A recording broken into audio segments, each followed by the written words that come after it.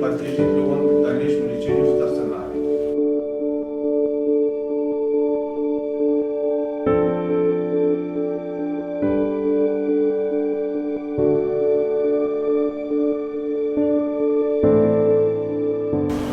Россия президенти Владимир Владимирович Путин келишине сыяктуу мен ошого кайрылайын деп келди эле аялы менен. Ушу балдарыбызга жардам берип туруп ошолорду чыгарып берсе, алардын эч кандай күнөөсү жок.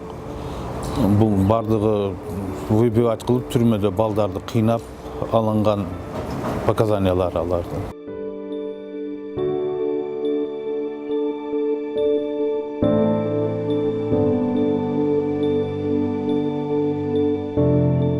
İşten keleyatkan balam эле кармап туруп, уурдап, барып 14 күн кыйнап алды ток менен, уруп дубинкалар менен, кабыргаларын синдирип, ошондой кылып туруп, анан мени өлтүрөм деген үчүн балам кол койгонда, ошого Кристи деген жерде отурат экен балдарыбыз азыр. Тергөө иштери аяктаптыр, эми сотко бериптир да.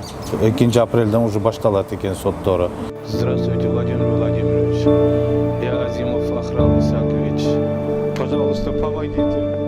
Пожалуйста, Владимир Владимирович, помогите.